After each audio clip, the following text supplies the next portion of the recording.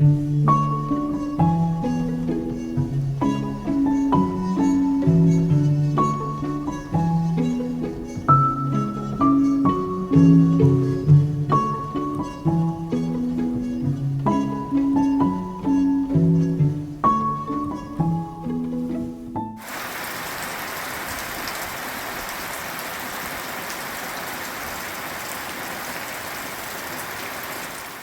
доброе утро.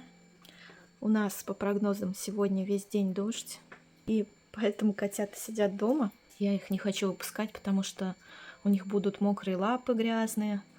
Вот они сидят на подоконнике, гуляют. Я выпустила только Васю и Бусю. А Триша довольна. Наконец-то у нее компания появилась, да, Триш? Можно с кем-нибудь поиграть. Да, Триша? Вон Кнопа носится. Кнопа тоже счастлива. Кнопа и Триша счастливы, потому что им не скучно. По крайней мере, никто не гуляет сейчас, все дома. А эти торчат в окне. Там кот пришел соседский. Им интересно посмотреть на кота соседского. Бакс, их папа пришел. Ну-ка, я сейчас попробую показать. Вон он там гуляет. Нашу Бусечку пугает. Посмотрите на довольную Мосю Кнопы. Ой, я не могу. Лежит такая. Кнопа. Вот, лапы свесил с подоконника. Белый тут сидит, тоже смотрит. А Масютка страдает. Да, скажи, меня не пускают гулять. Что такое, скажи? Выпустил все-таки котят. Дождик немножко закончился. Они так жалобно мяукали, что я не смогла их не выпустить. Очень привыкли, что я их выгуливаю каждое утро. Мася вот здесь. Масюта. Кис-кис-кис. Кнопа. Кнопочка. Тебе нравится дождик? А Масюте-то как нравится. Скачет тут, скачет. Вот они еще ни разу не были под дождем. Вон, поскакала. Мася поскакала по дорожке. Да, видите, как они носятся? Ой, я не могу. Вот такая у нас погодка, друзья. Дождик весь день льет. То затихает, то снова начинает моросить. И смотрите, у меня там вот видно желтое поле. Пшеница уже пожелтела. Вот над баней горизонт, видите? Это поле. Тариш, тебе нравится на подоконнике, да? Вот хотя бы так она гуляет. А то так боится. Боится вообще шагу шагнуть из дома. А так сидит возле открытого окна и хотя бы в сад смотрит. Смотри, как у нас красиво. Дождик идет. Мяу. Вот она здесь на пуфик ложится и лежит. Лапки свои точит, когти. И смотрит в окно. Кстати, мне наконец-то сделали дверь в тайную комнату. Точнее, в холодную комнату. Вот видите, она такая. Вот такая вот она. Вот. Теперь здесь не будут висеть занавески, а будет просто дверь. Вот так вот она выглядит изнутри. Здесь я все утеплю, зашпаклю и все щели замажу, чтобы зимой было тепло. Мне тут в комментариях пишут: Наташа, не ломай печку на кухне. Вы посмотрите, в каком она состоянии. Вот здесь вот в этой части печи находится котел. Видите, он настолько прогнил, что из него уже сочится вода. Вот здесь вот место мокрое постоянно. И вот в таком состоянии под конец зимы у меня была уже вот эта печка. И, к слову сказать, у нее еще до кучи неисправный дымоход. Вот. Если ее оставить просто так, отрезать от нее отопительную трубу, то вот здесь вот опять же будет холодное все.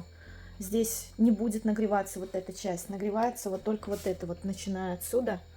И вот наверху. И дымоход еще неисправный. Но мне кажется, она только место занимает у меня здесь. Я думаю, мне будет достаточно русской печи. Эту я сломаю. Она уже старенькая. И вот видите, в каком состоянии. А еще меня пугают, якобы, Наташа, зимой могут отключить газ. И вы останетесь без тепла в доме вообще, если вы снесете вот ту печку. Ну, во-первых, у меня есть русская печка. Да, вот эту я пока сносить не собираюсь. Она, конечно, тоже старенькая уже. но тем не менее свою декоративную функцию камина и духовки она выполняет. Да, еще на ней можно греться вот сверху. Вот там вот залазить зимой греться, там у меня кошки греются.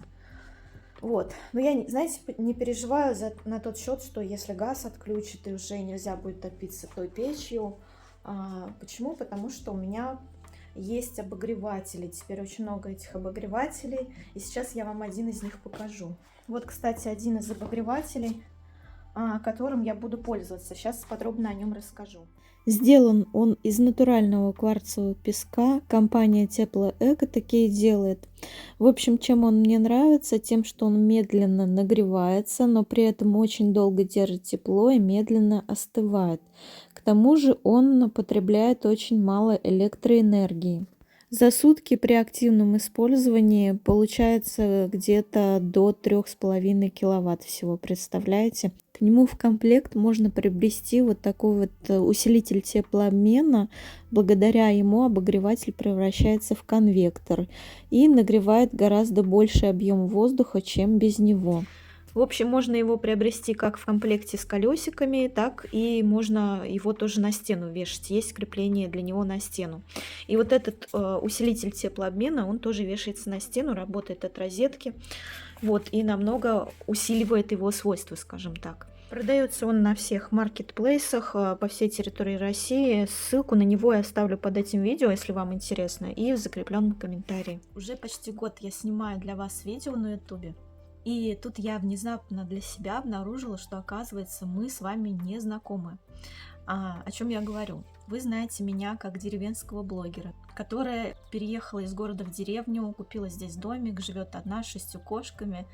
Об остальном вы ничего не знаете. Вы не знаете ни моего образования, ни каких-то фактов из моей жизни. Вы не знаете, чем я интересуюсь, что вообще находится в моем внутреннем мире и так далее. Поэтому я решила для вас записать сегодня вот такое видео, где мы с вами познакомимся. Я расскажу несколько фактов из своей жизни, самых интересных, которые более-менее как-то раскроют мою личность. Особо чувствительных людей я попрошу выключить это видео. Почему? Потому что в течение всего видео, пока вот я его записываю, я буду трогать свои волосы. Да, я буду поправлять свои волосы, потому что я живой человек, друзья. Я не восковая кукла и не обязана соответствовать чьим-то ожиданиям. Вот, я буду поправлять волосы, я буду как-то двигать руками. Это все специфика моей личности, меня как человека.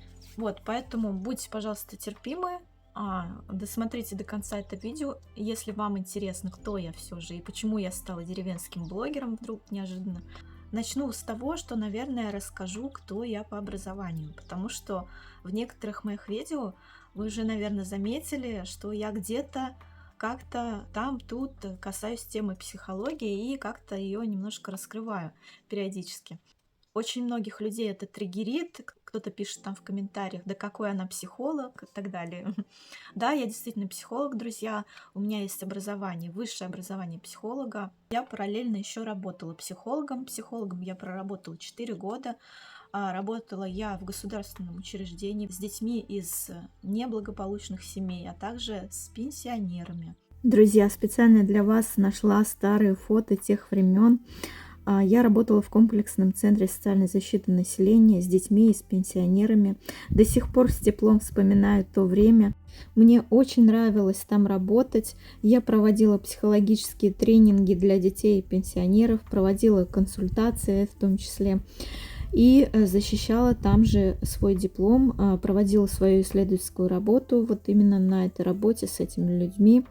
И благодаря этой дипломной работе, этой исследовательской деятельности, благодаря тем методам и техникам, которые мы подобрали с моим научным руководителем, группа пенсионеров стала выздоравливать, стало нормализовываться давление у людей пенсионного возраста, стали какие-то застарелые болячки сглаживаться. В целом эмоционально пенсионеры в том числе стали себя чувствовать намного лучше. В общем, это заставило меня задуматься над природой человека. Темой диплома у меня было влияние аутогенной тренировки на психоэмоциональное состояние людей Диплом я защитила на отлично. Это была самая лучшая работа на всем курсе. За нее меня очень хвалили преподаватели. И спустя какое-то время мой научный руководитель даже опубликовал эту мою дипломную работу в каком-то научном журнале. Правда, это я обнаружила спустя 10 лет после того, как закончила институт. Но тем не менее, вот такая вот история о моем образовании. Это базовое образование. А дополнительно еще я училась на преподавателя йоги. Я преподаватель йоги, где изучается влияние психики человека на его физическое тело, на его жизнь в целом. Вот, это более широкое понимание йоги в ее классическом варианте, скажем так. Но, к сожалению, люди привыкли воспринимать йогу в обычном бытовом стиле таком, да, где человек просто занимается какими-то физическими упражнениями, там, растяжками и так далее, исправляет там искривление позвоночника с помощью йоги и так далее. Но йога — это наука, друзья, наука о мировоззрении человека, о его психике, о влиянии психики на его физическое тело и на всю жизнь в целом. Вот. Поэтому, друзья мои, у меня очень много интересных практик, техник, которыми я пользуюсь изо дня в день, привношу это как-то в свою жизнь. И, к слову сказать, тема моей дипломной работы «Влияние аутогенной тренировки на психоэмоциональное состояние людей» как раз-таки тоже из области йоги. Почему? Потому что аутотренинг, аутогенную тренировку изобрел немецкий психотерапевт Иоганн Шульц. За основу своего метода он взял вот как раз-таки вот эти практики из раджа-йоги, высшей ступени йоги, где йоги учатся владеть своей психикой, раскрывать ее, развивать ее, учатся как раз-таки, работая с психикой, влиять на свое физическое тело и на свою жизнь в целом, на качество своей жизни, скажем так, да. Это один из фактов моей жизни, да, я рассказала об образовании своем. А есть еще много других интересных фактов. Я перебирала, значит, в голове, что вам рассказать, что меня больше всего охарактеризует. Следующий факт, который я хочу рассказать о себе, это то, что я очень люблю читать книги. Я научилась читать в 4 года по кубикам бумажным. У меня были такие бумажные кубики с алфавитом. И я все время с этими кубиками подбегала к маме, показывала там вот какую-то букву на кубике и говорила: мам, это какая буква? Она говорит: А, там, Б, В и так далее. И вот так я выучила алфавит в 4 года. И как рассказывает мама моя, однажды она заходит в комнату, видит меня, сидящей на полу и читающей книгу по слогам. То есть в 4 года я уже читала по слогам. Благодаря тому, что у меня была вот такая игрушка в виде кубиков с алфавитом. И вот с 4 лет я читаю книги, можно сказать, да, и я очень много перечитала книг, и больше всего меня, конечно же, интересуют книги по психологии, а также на эзотерическую тематику. Мне всегда были интересны тайные, скрытые, сакральные знания каких-нибудь там тибетских монахов, йогов и так далее. Вот все это мне было очень интересно. И когда-то в студенчестве, когда я работала продавцом в книжном магазине, я как раз-таки заведовала вот этим разделом психологии, эзотерики. И благодаря вот этой работе я перечитала массу книг вот на тот момент именно по этой тематике. Я сейчас вам, кстати, хочу показать несколько книг, которые меня особенно впечатлили. Одна из книг, которая меня прям очень сильно впечатлила, «Сверхъестественный разум», автор Джо Диспенза. Может быть, кто-то слышал, уже знает, читал его. Здесь как раз-таки показано влияние нашей психики на наше физическое тело. И также рассказывается о том, что человек — это не просто кусочек мяса с какими-то мышцами и костями, это также существо более многогранное, скажем так. В этой же книге вот объяснено, все это рассказано, как мы устроены, что влияет на наше физическое тело. Кому интересно, обязательно рекомендую прочитать эту книгу. Также, когда я писала диплом, я очень сильно зачитывалась книгами Георгия Сытина. У меня есть одна из его книг «Мысли, творящие красоту и молодость женщины до 100 лет». Георгий Николаевич Сытин — это человек, который прожил Великую Отечественную войну, получил какое-то тяжелое ранение на войне, и с помощью определенных вот техник своих он исцелился и дожил, по-моему, до 90 лет, если мне не изменяет память. Академик Международной академии наук в Мюнхене, доктор медицинских наук, доктор психологических наук, доктор педагогических наук. В общем, очень много у него званий, регалий. Я думаю, если вам интересна тема устройства человека, как устроен человек, и как его психика влияет на физическое тело, вам стоит почитать вот его книги, заинтересоваться этой темой. Также, когда я была студенткой, я очень зачитывалась книгами Ошо. Наверняка все знают этого автора. У него очень много медитативных техник, медитативных практик, упражнений для осознанности, техник расслабления, достижения телесной и эмоциональной гармонии. В общем, одну из его техник я очень хорошо, скажем так, испытала на себе, выучила. И это был невероятный опыт. Об этом я как-нибудь вам в каком-нибудь видео, возможно, расскажу. Также меня очень впечатлили книги Аркадия Петрова. Вот одна из них, она называется «Сотворение мира». Это один из томов, на самом деле их 3 тома. Аркадий Наумович Петров тоже доктор философских наук. Он тоже как бы изучал вот очень хорошо эту тему влияния нашей психики на наше физическое тело, изучал тему устройства вообще человека в целом, как устроен человек, как он влияет на этот мир, на эту жизнь, да. У него очень интересные автобиографичные, захватывающие книги, особенно вот этот 3-томник всем рекомендую почитать.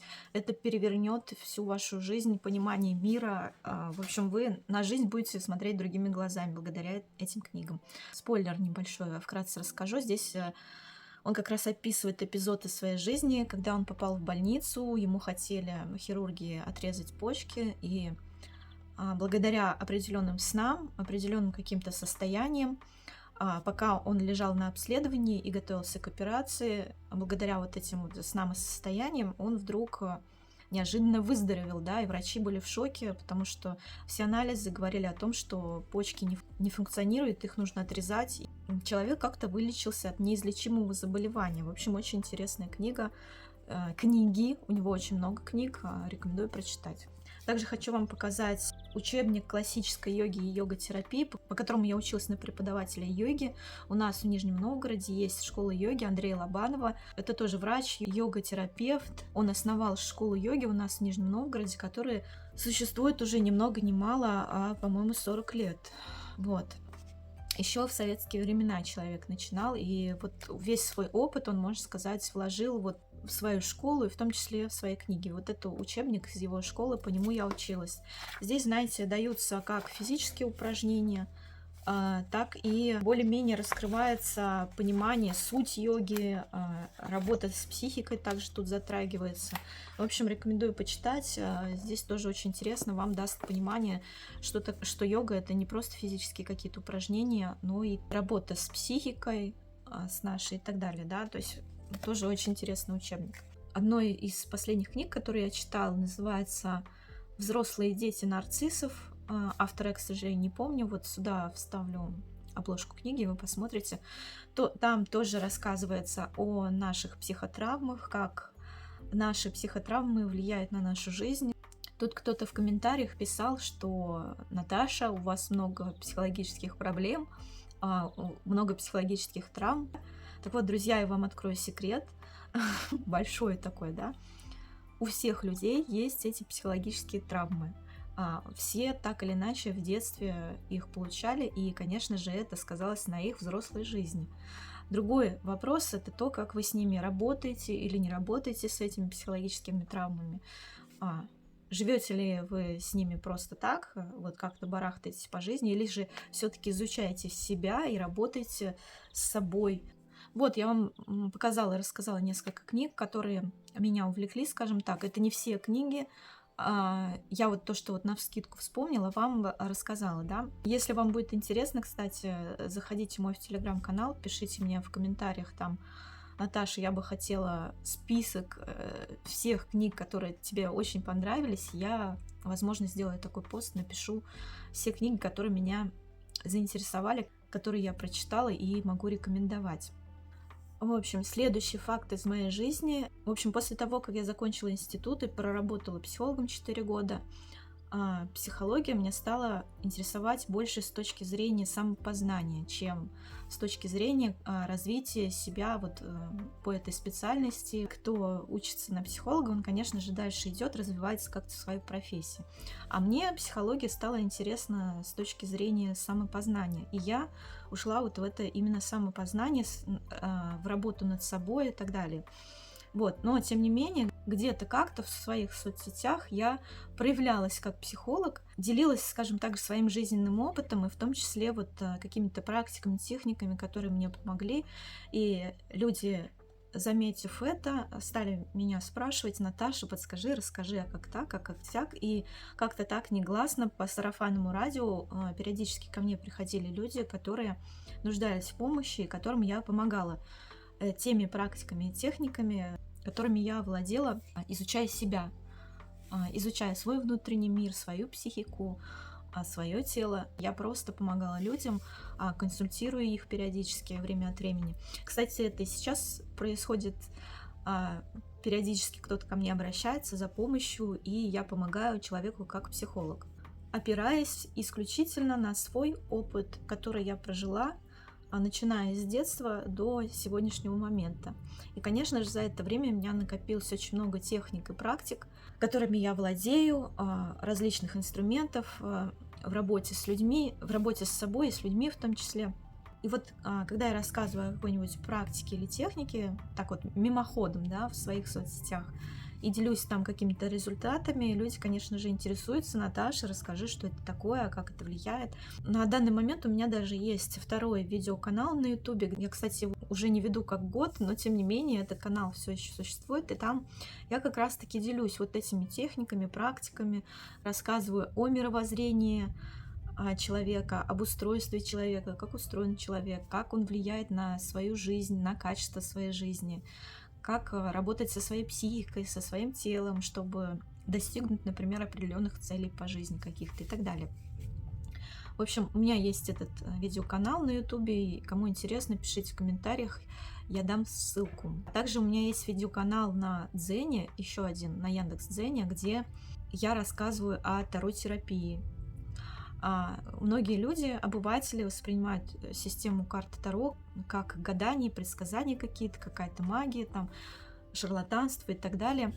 Но, друзья мои, я хочу вам сказать, один из основателей психоанализа, Карл Густав Юнг, тоже очень увлекался системой Таро и раскрыл ее с точки зрения не магии и шарлатанства, а с точки зрения работы с психикой человека. И вот как раз я назвала свой канал на Яндекс.Дзен «Таро-терапия» и маг-терапия, терапия метафорическими ассоциативными картами, да. И там я раскрываю Таро с точки зрения работы с психикой человека. Благодаря этим раскладам психологическим, да, люди тоже что-то понимают о себе, о своем мире и как-то меняют свою жизнь, качество своей жизни и так далее. Если вам интересен этот канал, я тоже могу дать ссылку. Все эти ссылки, кстати, на мои другие соцсети с другой тематикой, да, я, пожалуй, сделаю пост в телеграм-канале, где дам все вот эти ссылки на Яндекс.Дзен, на второй канал на ютубе, где как раз-таки я раскрываюсь с точки зрения психологии и рассказываю об устройстве мира, об устройстве человека, об устройстве нашей психики. Если вам интересна вот такая тема, welcome, приходите на вот эти каналы, смотрите эти видео. Вот, там вы найдете для себя очень много интересного. Вот несколько фактов обо мне, наверное, которые более-менее как-то меня раскрыли как личность, да. Также я хочу рассказать несколько фактов из своей жизни.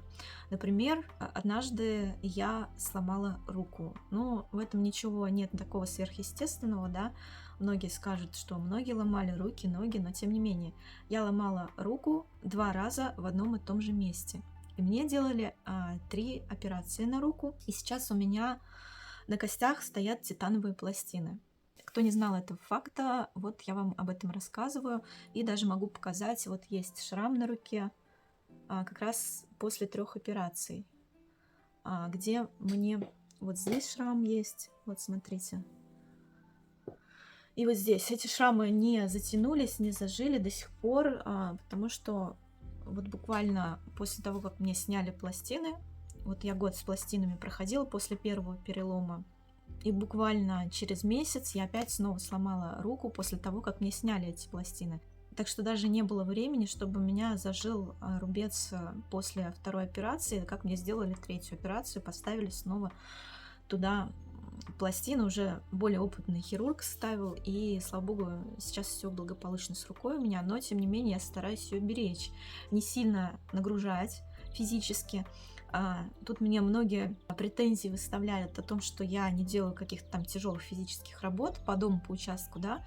Вот сломанная рука и титановые пластины в ней, в свое время вставленные, да, как бы играют в этом огромную роль.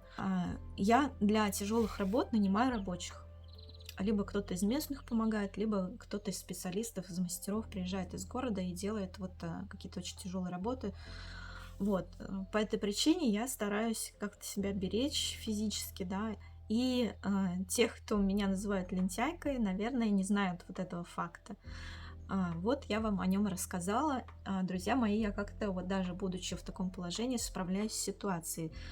Наверное, нужно сказать мне, что я молодец, вместо того, чтобы хейтить меня и говорить, что я лентяйничаю. Я не побоялась переехать в деревню из города и не побоялась тяжелого физического труда. Я, конечно, делаю какие-то вещи по дому, по участку, физические, тяжелые, но, тем не менее, стараюсь руку беречь и делегирую, скажем так, все работы, все заботы, очень тяжелые, такие физически тяжелые, рабочим, которые делают для меня что-то за денежку. Вот, друзья, это несколько фактов обо мне. Кстати, я хотела еще рассказать об очень интересном совпадении. Помните, я в одном из своих видео я упоминала о том, что этот дом когда-то в свое время построил учитель биологии и истории Анатолий Михайлович. Многие его в моей деревне помнят, постоянно мне рассказывают о каких-то эпизодах из его жизни. Это был достаточно многогранный, очень интересный человек. Вот, и здесь, когда я заехала в этот дом, я обнаружила его библиотеку, скажем так, его книги, которые он читал, которыми он увлекался. И знаете, я очень удивилась, когда обнаружила книги по психологии. То есть он читал вот такие вот книги, вот сейчас я вам хочу показать, психология классическая, да, вот издание книги 1976, на минуточку.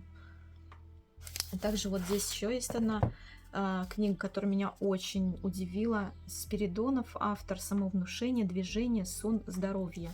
Тоже это из разряда темы моей дипломной работы. Тоже, кстати, год издания книги 1975. Вот. Также, я очень удивилась, что человек тоже интересовался психикой, устройством мира, то есть изучал себя, изучал устройство психики, то есть был в одной теме со мной. То есть место и вот этот дом я выбрала не случайно, меня как бы притянуло сюда не случайно. Оказывается, создатель этого пространства, этого дома тоже был немножко в теме психологии. Вот, несмотря на то, что он любил природу, да, биологию, и в моем саду сейчас растет много яблонь, груш, посаженных его руками. Вот, меня это очень тронуло, скажем так, это очень трогательный момент. Я очень впечатлена вот этим фактом, то, что человек как бы был схож со мной мировоззрением, пониманием, восприятием этого мира в целом.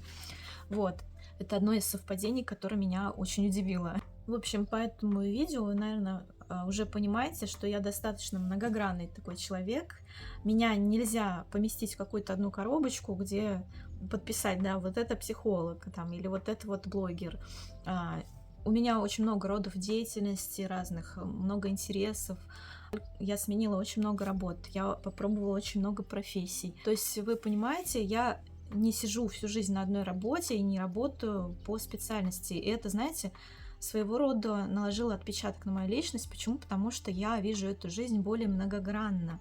Не только с точки зрения какой-то коробочки. Очень много различных родов деятельности, очень много интересов. Мне как-то раскрыли мир гораздо шире. Понимание этого мира, устройство этого мира, устройство меня самой в том числе. И то, как устроены люди. Мне все это, конечно, интересно. И все это я вижу сквозь призму своих многогранных интересов. Вот таких вот, да. В одном из своих видео я уже упоминала, что на текущий момент я работаю контент-менеджером в интернет-магазине зоотоваров. А теперь вы еще знаете про меня то, что я по образованию психолог, преподаватель йоги. И меня увлекают вот такие вот интересные вещи, типа эзотерики, связанные как-то с психологией, да, и так далее. Вот, друзья, я человек нетривиальный, вызывающий кучу эмоций и даже, может быть, недоумение у кого-то вызываю я, потому что меня нельзя поместить в какую-то коробочку и подписать ей вот это то-то, то-то. Я и блогер, я и психолог, я и контент-менеджер. То есть моя личность совмещает очень много всего. И вот это я, понимаете? Помимо всего этого, я еще и человек. Друзья, не забывайте об этом, когда пишете какие-то комментарии. Я человек, в общем, ничто человеческое мне не чуждо. Вот, поэтому не делайте из меня восковую куклу, не пытайтесь меня поместить в рамки каких-то своих представлений обо мне, а я все равно останусь собой, несмотря на все вот это, да. Да, вот я еще что вам хотела рассказать. Я хотела рассказать про то, что как я вообще стала деревенским блогером, как меня вообще занесло вот на эту стезю, скажем так. Вы знаете, когда вот только-только появился интернет, YouTube, и я смотрела каких-то там блогеров, видела, как они живут, как они рассказывают о своей жизни. И периодически мне, конечно, в голову мысль прилетала, а почему бы и не попробовать точно так же. Но пока я жила в городе, у меня было, знаете, какое-то такое ощущение, что во мне чего-то недостаточно для этого, да. Вот сейчас я начну снимать что-то и рассказывать о своей жизни, а вдруг кто-то подумает, что я делаю что-то не так, а вдруг кто-то подумает, что я какая-то не такая. Вот в городе, кстати, я была более какой-то закрытой, скорее всего.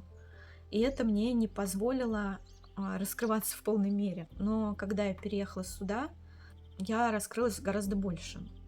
То есть мне захотелось рассказывать о своей жизни без оглядки на чье-либо мнение. То есть я возымела смелость это сделать все-таки. И хочу сказать вам, друзья, благодаря вот этому блогу я тоже немножко изменилась и гораздо более шире стала видеть этот мир. И жить стало тоже, кстати, по-другому немножко. Я поменялась все-таки, да. Я возымела смелость все-таки говорить о себе, заявлять о себе, не стесняться того, что я делаю, не стесняться поправлять волосы на камеру, вот, не стесняться осуждения других людей. Я перестала бояться осуждения других людей. Вот, в этом мне помог блог, кстати. Блог о моей деревенской жизни меня сделал более открытой людям, что ли, вот как-то так я бы даже сказала. Вообще, жизнь на природе, взаимодействие с ней как-то, знаете, по-другому влияет на психику, по-особенному влияет на психику, я бы даже сказала. Здесь я себя чувствую более комфортно, чем в городе. Как и физически, так и психологически и так далее. То есть мне стало намного комфортнее. Благодаря блогу я более раскрылась. Вот, поэтому, друзья, если вы сейчас меня смотрите, да, и думаете, как бы было здорово, что вот я бы тоже был бы блогером, да, но у вас есть какие-то страхи, опасения и так далее, не бойтесь этого, друзья. Почему? Потому что то, чего вы хотите и не реализуете в своей жизни, это тоже как-то влияет на вашу психику, создает некоторое давление, скажем так, я бы даже вот так сказала, давление в вашей жизни. Получается, что вы хотите чем-то заниматься, но не занимаетесь этим по причине каких-то своих страхов. И это очень сковывает, и это негативно сказывается на жизни, на качестве жизни в том числе. Поэтому, если у вас есть такая мысль, берите сейчас камеру, ничего не бойтесь, запишите, смонтируйте там, как вы хотите и так далее. И пустите в мир, расскажите о себе, это очень изменит вашу жизнь сильно, я вам гарантирую. Я сама через это прошла. Возвращаясь к вопросу, как же меня сподобило все-таки стать блогером, у меня была мысль, когда я смотрела на других в Ютубе, да, и думала, как же здорово, люди снимают, рассказывают, это так интересно.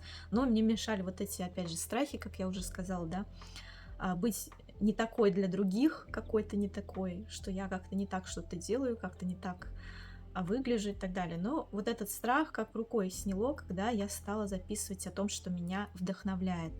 А меня очень сильно вдохновил вот этот этап моей жизни, где я купила дом, участок, переехала сюда на постоянное место жительства. Вот это меня очень сильно изменило, и мне захотелось об этом рассказать всему миру, да. И вот этот посыл энергетический, ну, как бы нашел отклик в ваших сердцах. Вы смотрите меня с любопытством до сих пор, да. И вот на моем канале уже на текущий момент 37 тысяч подписчиков. И я очень благодарна вам за то, что вы подписались на мой видеоканал, за то, что вы меня смотрите, вы меня поддерживаете, вы какие-то советы даете периодически, которые я беру для себя, кое-какие советы, все-таки я ими пользуюсь, да, друзья. В общем, вот, друзья, вам рассказала несколько фактов из своей жизни. Надеюсь, что теперь вы знаете меня намного лучше. Кстати, если у вас есть какие-то вопросы ко мне, под этим видео будет ссылка на мой телеграм-канал, и там я на эти вопросы ваши смогу ответить. На сегодня все. Пойду я монтировать это видео, заниматься своими делами бытовыми. Сегодня у меня выходной, и хочется еще немножко поделать что-то по дому, по участку, успеть. Так, друзья, у меня созрела красная смородина. Сейчас я буду собирать. Возможно, заморожу компот. Возможно, сварю уже компот, но часть точно заморожу. Взяла вот такую небольшую кастрюльку. В общем, вот, друзья, насобирала я вот небольшую такую кастрюльку красной смородины. У меня кустик небольшой, и всего один, и вот столько ее урожая получилось. Кстати, напишите в комментариях, что вы готовите из красной смородины, если она у вас есть. А я собираюсь ее заморозить, потому что сейчас в компот просто ее бросать как-то обидно. Пусть доживет до зимы, буду варить из нее зимой компот. Так, друзья, у меня вот так вот разрослись кабачки, и уже вот такие вот кабачочки у меня растут. Ну, там еще маленький, много очень цветов. Вот такой вот есть. Я, значит, сорвала 2 пока. Хочу пожарить их вместе с петрушечкой и с чесночком. Рецептом поделюсь с вами в своем телеграме. Там буду рассказывать. Заходите, подписывайтесь. Вот. И вот такая вот у меня уже кукуруза. Смотрите. Она уже с мой рост. Вот это, по крайней мере. Вот она цвести собирается, видите? Вон там уже раскрылся цветок. Вот тоже скоро будет цвести. В общем, вымахала такая махина. Со мной тут кошки. Вот белочка пришла. Мася. Масютка. Ходит. Ее незаметно почти на черной земле. Мама Буся здесь у нас, конечно же. И Масюта, и мама Буся со мной здесь шарится. И вот смотрите, как разрослась у меня тыква. Я ее пересаживать не стала, она очень близко у меня растет. Но, тем не менее, кто-то меня пугал, что, значит, Наташа, рассадите тыкву, она у вас не будет расти. Вы посмотрите. Вот раз, завязалась. Вот 2, завязалась. Ну, короче, очень много завязей. Несмотря на то, что она близко растет, она уже имеет завязи, и у меня будут тыковки. Так что вот такие дела. А еще я вам хотела показать шелковицу. Черная шелковица все-таки у меня выжила. И смотрите, какие у нее пышные листочки. Есть все-таки надежда, что у меня вырастет высокорослое дерево шелковица. Цветки у тыквы такие красивые, такие огромные. Вау. Вот этот вот тоже. Грецкий орех. Посмотрите, как у меня уже разросся. Уже у него такая вот листва пышная. Кстати, листья очень пахнут йодом, когда вот так ты их потрешь, понюхаешь руки, прям запах йода характерный. И вот такой вот у него ствол уже. Вот такой вот орешек у меня вымахал. Я думаю, он с каждым годом все больше и больше будет. И будет вырастать постепенно. Кстати, посмотрите, как у меня вырос виноград. Вау! Уже такая вот махина. Такие вот огромные листья у него, посмотрите. Как 3 моих ладони. Вот одна часть листка только как моя ладонь. Вот такие лопухи. Кстати, напишите, как вы ухаживаете за виноградом, что вы делаете, чтобы он цвел и так далее. В общем, я не ожидала, что он так разрастется, но вот такая вот махина у меня теперь. Вот издалека покажу. Вот я его подвязала на арку. Вот такая плеть огромная. Вау. Сейчас вот эту веточку еще поправлю. Белка забралась. Это кто у нас тут лежит? А это белек у нас здесь. Виноград забралась. И здесь лежит в тенечке, отдыхает, вылизывается. Бел. Вот, ее не увидишь тут. Лапки вылизывает. Вот мы как вылизываемся. Скажи, шерстку надо вылизать. Бела. Кися.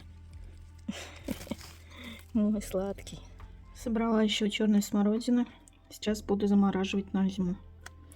В этом году ее не так много, как в том было. Хотя бы вот эта кастрюлька, и хотя бы ее заморожу. Зимой буду варить компоты и заваривать ее в чай. Также, друзья, я уже успела выкопать чеснок. У нас стояла жара, не было вообще дождей, была засуха, и тут вдруг решил нагрянуть дождь. Поэтому я успела его выкопать. Чеснок меня в этом году очень порадовал. Он получился крупным, таким мясистым. В своем телеграм-канале я показываю фотки, где одна головка чеснока с мою ладонь. Заходите, смотрите. Друзья, в связи с последними слухами о том, что в сентябре якобы YouTube будет недоступен, приглашаю вас в другие мои соцсети, на Яндекс.Дзен, в Телеграм. Все ссылки вы найдете под этим видео. Проходите, подписывайтесь и не теряйте меня. Ну а на этом, пожалуй, все. Благодарю вас за лайки, подписки, комментарии, донаты. Увидимся с вами в следующих видео. Пока-пока.